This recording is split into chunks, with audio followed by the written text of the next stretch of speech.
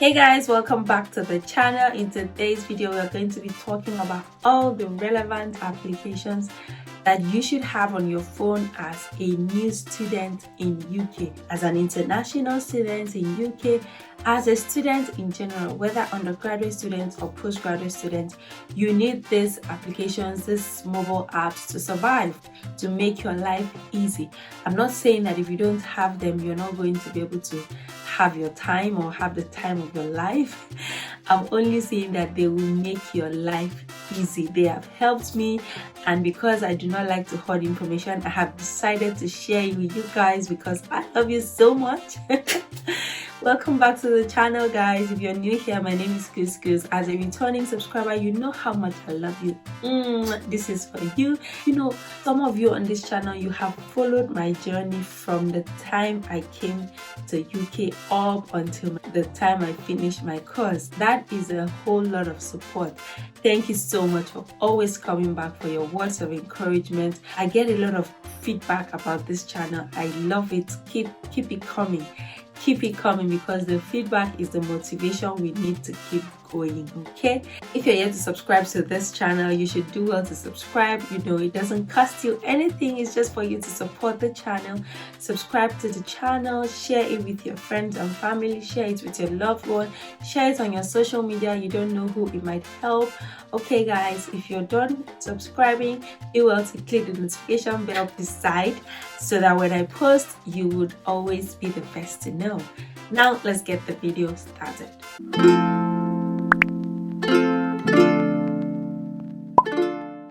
So because this video is directed to students, especially international students, I'm going to just go ahead to begin with the apps that will aid in your academic program. Okay, the very first mobile app I think you should have is your school's mobile app. Okay, for instance, Queen Mary University of London, we have a mobile app, and in that mobile app, it contains your student details, it contains your program, your courses, contains your student portal where you can have access to everything. Even your student union is there, the relevant emails are there. These things are in the website as well, but it is easier if you can just navigate these things on your phone to get whatever information you want to get in just a go. So that is the first app you need to have.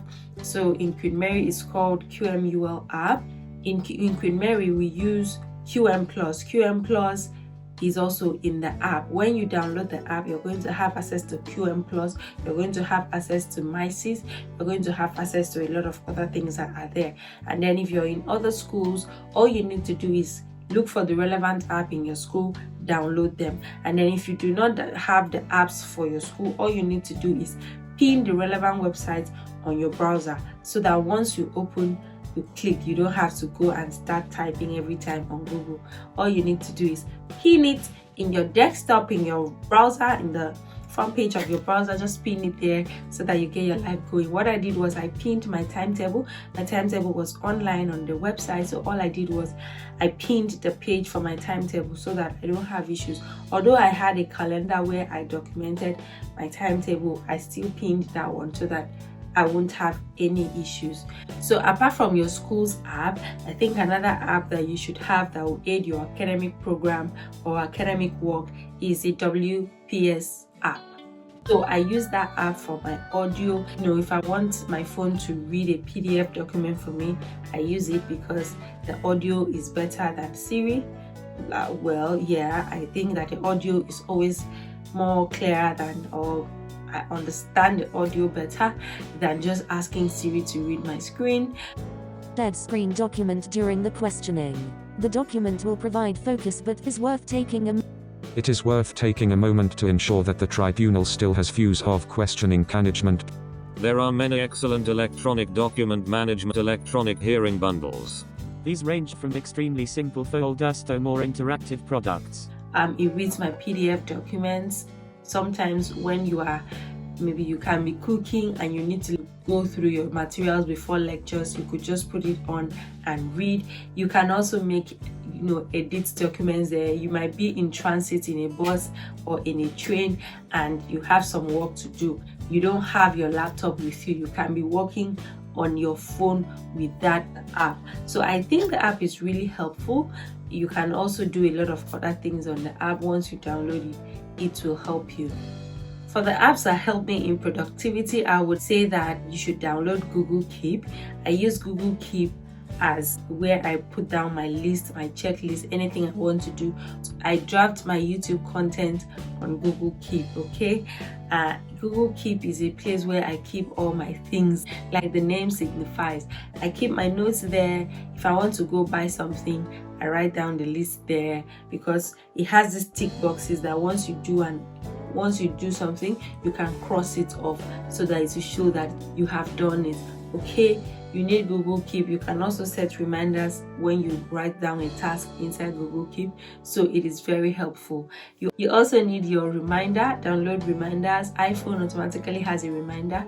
You download it and use it. Your calendars are very active. So as a student, you have access to Microsoft Outlook. In fact, your student email is Microsoft Outlook, and you can use the Outlook calendar. Outlook calendar is very effective. Make sure you take advantage of it. Put down your timetable there. It will be reminding you, and then set what time it should remind you before an event. Should it remind you 15 minutes to the time, or 20 minutes to the time, or 30 minutes to the time? So Outlook is very effective and efficient. I use it to manage my task. In fact, sometimes I love to write my to-do list in different places. I have a wall calendar where I put down things. I have my Google Keep where I put down things. I also write, put these things in Microsoft Outlook, so that no matter what happens, I get notified. I have an idea of what I have to do per time. You download these calendars and sync them across all your devices, so that whether you're with your laptop or not, you can still have access to these things on your phone. So let's talk about virtual meeting apps, okay? Like I already said in my previous video, my learning experience was majorly online, so we had to use Zoom, Teams, Microsoft Teams, and a lot of other online platforms. But this year's teaching will be mixed mode depending on your university. I can categorically state that in Queen Mary University, it is going to be a mixed mode education, where those on campus will go to class, their lecturers will be in class. Those outside campus or those outside UK can still log in through their PC and are still able to access the lectures, attend live. Okay, so that's how the teaching will be. So you would still need to download Zoom, you will still need to download Teams, Google Meet. Some lecturers use that as well, but the most frequently used ones are Microsoft Teams and Zoom, which I think you should have them on your phone, because it will be very helpful. You can be on the go and be attending a webinar or a seminar on your phone if you don't have to carry your laptop around. I remember when I just took a break and I went to Sheffield. It was snowing in Sheffield, it wasn't snowing in London. That was February, and I really needed to experience snow and also visit my friend in the process. So I went to Sheffield, and one of those days they said they were going to Snow Island, and I had a class by 4 p.m. And you guys are going to Snow Island, when what brought me to Sheffield was snow. I was like, should I just miss this class? And that particular class is the one that the lecturer will be calling your name, turn on your video. So I knew that it was not reasonable for me to miss the class, because by the time I come back and they ask me, you were not in the last class, I didn't want to lie. I don't just like to lie. So what I did was I carried my phone. I don't care. I carried my phone. I went to the Snow Island. I went with them to the Snow Island. I logged on. I went on to Zoom to attend my class, and at a point the lecturer called my name and asked me to turn on my camera and answer a question. I turned on the camera. I did not care. The background was snow. She saw that I was outside. She was like, "Oh, Kasebe, where are you? Where are you?" I'm like, "I'm in Sheffield." She's like, "Oh, that's so nice. Look at the snow." So if I didn't have Zoom on my phone, it wouldn't work. It means I would have had to carry my laptop to that place, which would have been very uncomfortable. So make sure you have these things on your phone.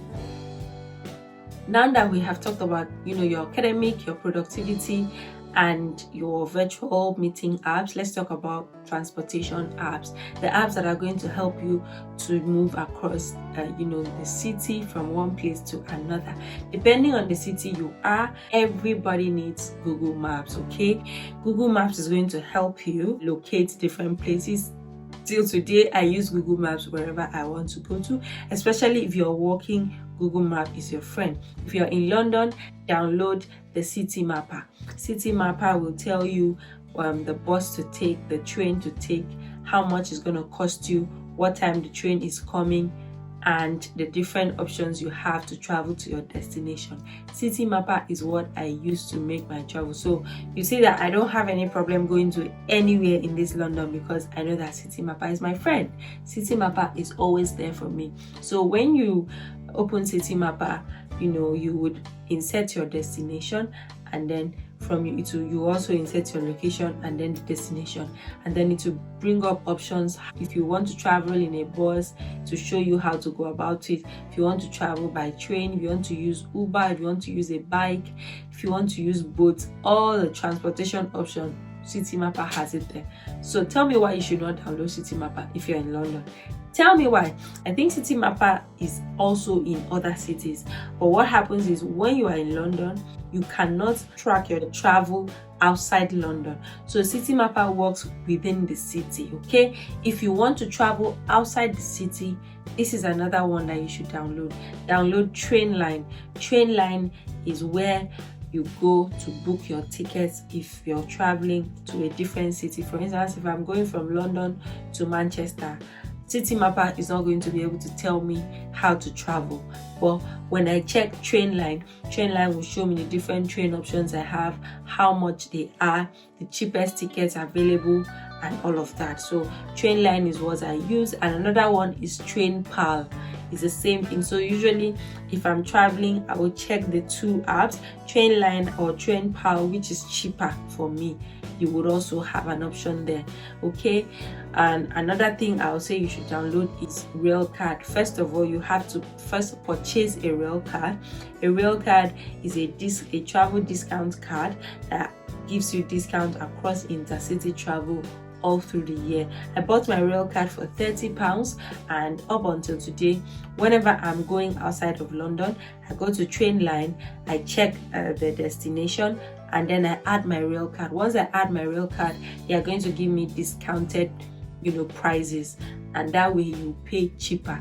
It is really good. So if you're a kind of person that wants to really tour the place, go around cities, buy a Railcard, and once you buy it, download the Railcard app. Especially if I don't have a physical Railcard, I have an e-Railcard, so I have to download the app so that when you are at the train station, sometimes they can stop you and they want to see your Railcard, especially because when you buy the ticket, if you're going outside London, when your ticket is printed, to show that you inserted Railcard while trying to purchase. So that means your ticket was cheaper. So they want to see evidence that you truly have a Railcard, which is why you have to download a Rail app on your phone, because you don't have a physical Railcard. I don't think they are still giving physical Railcards. If you want the physical one, you can request for it, but I'm just okay with the e-copy of the Railcard, which you can only see on the Rail app.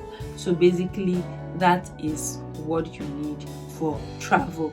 Within, I've told you, City Mapper, Google Maps, City Mapper within the city, Trainline, TrainPal outside the city, Railcard too outside the city. So that helps you a lot with your transportation. Now let's talk about learning apps. Okay, as a YouTuber, YouTube is always a place that I come to learn. So you will need to have YouTube on your phone. Audible is for audiobooks. I use that to listen to audiobooks. If you want to learn languages, Duolingo is your friend. You also need a dictionary on your phone because they are very important. I love YouTube because you can basically learn anything on YouTube. Okay, you can learn anything on YouTube. There is so much information out there in the world, and I know that as a student you may be overwhelmed with academic work, but what I do is, if I go into the shower, I open a YouTube video, I play and I listen to it in the background, especially ones that are teaching me something. I open an audiobook when I'm cooking, it is playing in the background and I'm assimilating what they're saying. That way I use one stone to kill two birds. I'm cooking, I am listening to something, I'm learning, I'm listening to preaching, I'm attending service, I'm attending webinar, or I am learning something. Okay, just try to prioritize and also multitask. That way you will be functional, because you're a student does not mean that everything you have to do must be your course. You have to interact with people, you have to learn new things, and because most of the things in UK is self-service, if you want people to do stuff for you, to be expensive, so you will have to fix your hair by yourself, braid your hair by yourself, do your makeup by yourself. If you're trying to save money, buy your makeup items by yourself. You will need to learn, and the easiest way to learn is to watch YouTube videos, a lot of them. If you want to learn about, in fact, let me tell you, since I came to UK, I have learned so much about finances, and I have not had to attend any class. It's by watching financial teachers on YouTube. That's what I do. I just keep refreshing my memory, trying to learn new things so that I will get myself better. So I think having a YouTube app is very important so that you can learn. Having a dictionary is important as well to help you. If you want to learn other languages, Duolingo is also very good for you, because the UK is very multicultural. It's very rare that you don't see people who speak English, but sometimes a way to bond with other people is by trying to learn their language. Like, for instance, my flatmate is from Guatemala and she speaks Spanish as well as English. So sometimes when she's speaking with the family on the phone, all I just do is I just dash in and say hola, hola, and then they're like, hey, how are you? It's good. You just learn people's languages like that, the little things. That's basically what that one will do for you. Now let's talk about shopping apps, about financial apps, health and safety. Let's talk about storage, guys. For news app, you can social media apps. Another very important app you need is so if you are in a student accommodation, you may likely have to use one. Last and not the least app that I have on my phone, and I would advise you should have if you are a content creator, is that I hope this video was helpful, that I was not just wasting my time, guys. I believe it was helpful. Let me know in the comment section if this video was helpful. Do well to like this video as well. Drop a comment, drop something. Just appreciate your girl in the comment section. Follow me on Instagram at IamPoSchool. When you subscribe, ring the notification bell so that when I post, you will be the first to know. I'll catch you guys in my next video. Bye-bye. Let's talk about virtual meeting apps. Okay, like I already said in my previous video, my learning experience was what you cannot check Citymapper for, you cannot track your transport